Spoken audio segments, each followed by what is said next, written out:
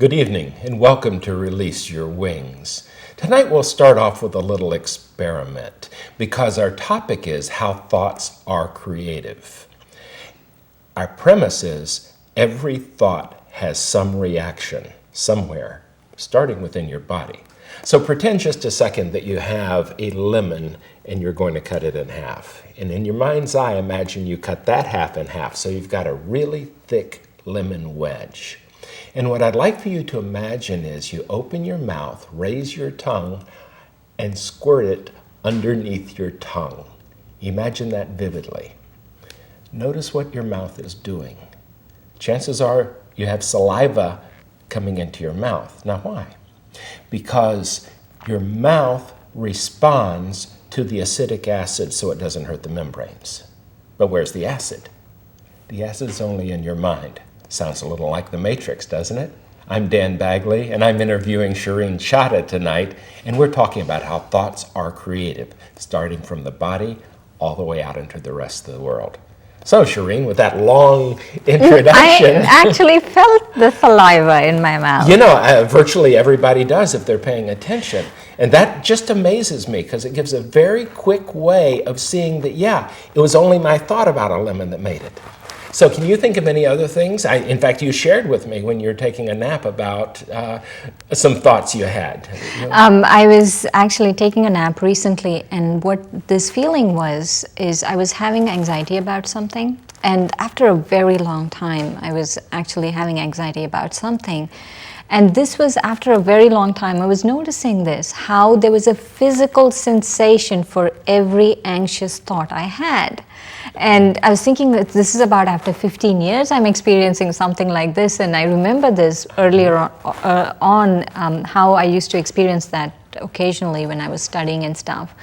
And when I was doing that, I was thinking, wow, it's amazing. I have to we have to have this conversation soon about how thoughts are creative, and it's really affecting my body. Every thought I had was affecting my body. So do you suppose we're always this way all of the time, and sometimes if we don't monitor our thoughts, we're always doing some amount of disservice to ourselves with negative thoughts and painful thoughts? Yes, actually that's what I was noticing. Maybe that's why I had that experience, because maybe because we're not paying attention most of the time and we're just thinking, we don't know the harm we are having. But in sleep, I think you tend to be more more prone to suggestions. And so I was able to see that very clearly on my body. Yeah. So also, though, it seems to me that thoughts, like, for example, distrust, people very often live up or down to our expectations of them. Is that your experience? Yeah, it is our experience. It is my experience, but what I've noticed is that not to take it too personally. Okay, for example, if I did have a low expectation of someone and they did live down to it, or if I didn't have any expectations and they did live down to it, that we need to have, my thoughts about that person should be right. Mm-hmm. But also whatever that person is doing, not to take it too personally. So the next thought on that is that life isn't as personal as it might seem to my ego, and to accept people as they are. Yeah. Which is, by the way, a very calming thought if you don't have to control the world. Right. Actually, you can't control the world. What a weird thought that is. It's Absolutely. Just, you can't control the world. But I want to go somewhere with these thoughts thing. And I was thinking, as human beings, we're very much unique in that everything we see, it was created through thought. Yes. And so we are able to not only think about our past, but also we could imagine our present condition, and we can also think about a better future for all of us. So imagine how powerful we are that we are able to think about a better future, that we are able to think about a better future. And in that situation, I was thinking, when I was actually looking at my thoughts, I was thinking that I need to understand that not only my thoughts can create a better future, but I also need to understand the relationship between the creator and the creation. Mm-hmm. The creation is the thoughts, but the creator is either soul or the self that being is the creator. And so the first thing is my thoughts are my creation and I am the creator. Now that's a powerful thing, because a lot of people say, I can't help what I think, but that's probably not accurate, is what I'm hearing you say. Maybe initially you can't help what you think because the mind is like a wild horse. But once you dissociate yourself and look at yourself as the master creator, and that is the creation, then very soon you start gaining mastery over your thoughts. So do you find that you intentionally redirect your thoughts, or do you just focus on things that you enjoy that are to your highest and best use? Both. That you can do both. But one of the things is when I am the creator and when I realize I'm the creator of my thoughts, the first thing I feel we have to do is we have to create silence. So talk to me about the creation of silence. Is it total silence? Silence in this case is like there is no sound of thought. It's not about a physical silence, but the sound of thought. There is no sound of thought. And the way that can happen when there is no sound of thought is that everything about in my mind and my reasoning and my analysis and my behavior patterns, everything are in such harmony that they're working like a really fine-tuned piece of machinery that doesn't make any sound. I see. So the chatter, the commentary, like in a sports game, the color commentator saying, one announcer typically on television says what happened, so-and-so ran for 12 yards. The other says, man, he's having a great night tonight. It's the commentary, good or bad, that is the chatter. Is that right? Right. And so in silence, so this chatter, the volume is completely zero. And in that silence, when I create that silence, I'm so powerful. I, the soul, can create that silence. And in that silence, I can do anything. I can be as creative, I can be as original, miracles can happen in that silence. So it sounds to me almost like how people describe the Big Bang. There was nothing, and all of a sudden, boom, out of the void came everything. Is that similar? Out of the true power is in the silence. Yes, the true power is in that silence. So how do we create what is beneficial and healthy for us versus take what's on television in any given night, which is a lot of mayhem, murder, violence. Or bad reality TV. Or bad reality TV. The one thing which I want to come back to, there are two things, but one thing is that I'm the creator, the soul, am the creator. And when I create beautiful things and then I look at my creation, which is my thoughts, then I automatically have love for the creator, which is myself. That's one aspect of it. And the second aspect is when I become the master like that, then I am able to redirect my thoughts in a way that is conducive for whatever it is, my ultimate eternal good. And the other thing, that is one part of it, and the other thing is I have to understand that creator, in the case that I do believe in God and have a close relationship with God, that the creator, he's the seed and I am one of his creations. And so, and he's the seed, and he's the seed of love, he's the seed of mercy, he's the seed of generosity, he's the seed of truth, he's the seed of beauty. And so when he creates, so when I am aware and when I have understanding of the seed of the creator, then how beautiful the creation must be. Right. So for those that create the noise, the cacophony and all, they're doing it in spite of, they're taking that free will and basically creating a shadow in front of the light. Would that be an analogy we'd say? Right. So do we sometimes catch ourselves off on a thought that is they're all creative, that is not creating what we want to create in our lives?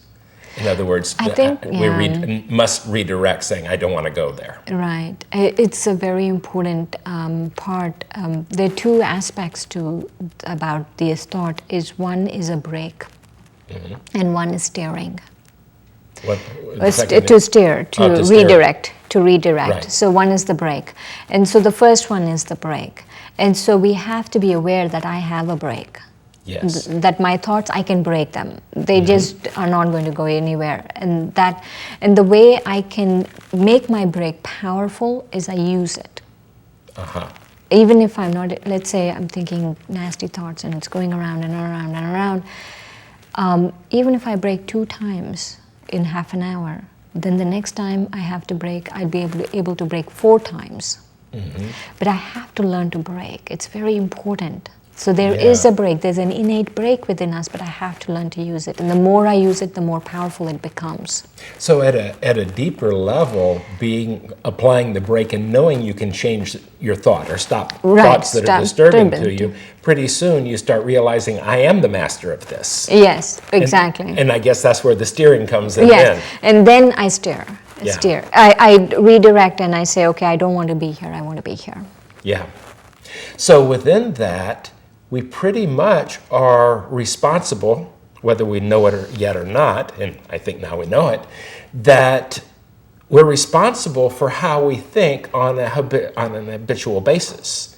In other words, we're able to respond to, not that we're to blame for how we think, but we're able to respond to how we are feeling and thinking in the moment, because feelings do come out of the thoughts. Yeah, definitely.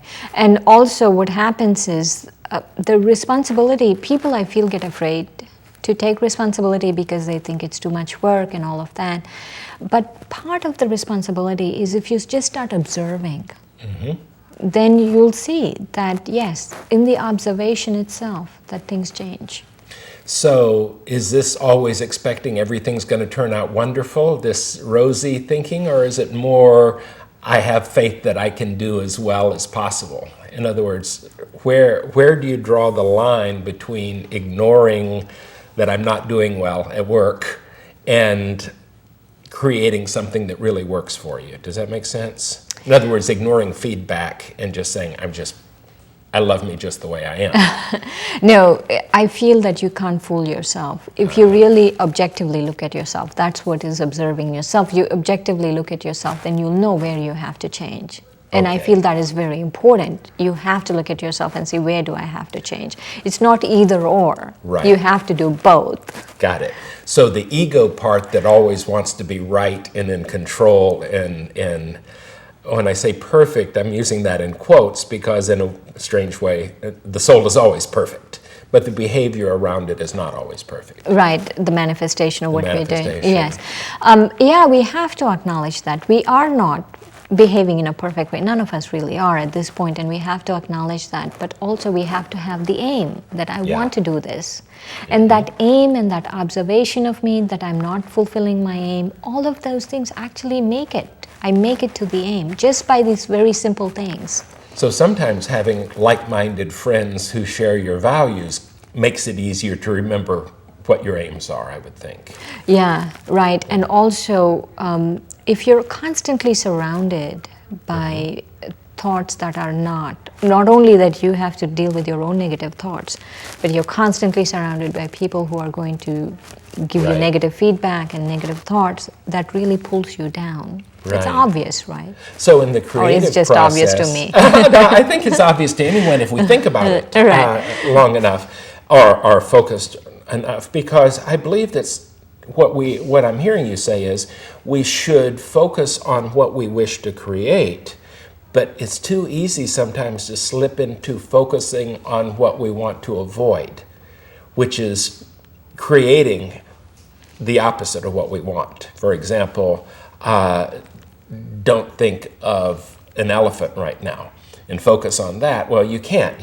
Elephants will pop up in your mind. Same, don't think about how awful I feel. Don't think about how insecure I feel. Then pretty soon it's all about insecurity. Am I right there or not? Yeah, when you're talking about that, I was actually thinking about silence. I mean, I don't mean to. I'll try to be quiet.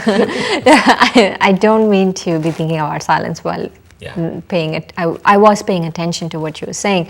But one of the things is that in silence, I feel my main responsibility right now is to create that silence.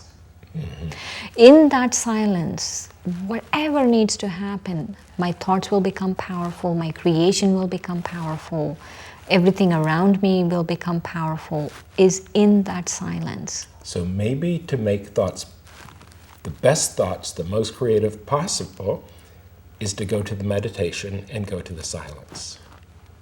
And so whatever needs to happen after that, the healing, because many of us are really wounded right now, the healing, everything that, and my connection with God, understanding and knowing that the seed of who I am is actually truth and love, all of those things start emerging in that silence. Very nice. So there we have it. What do you wish to create today? Good night and thank you.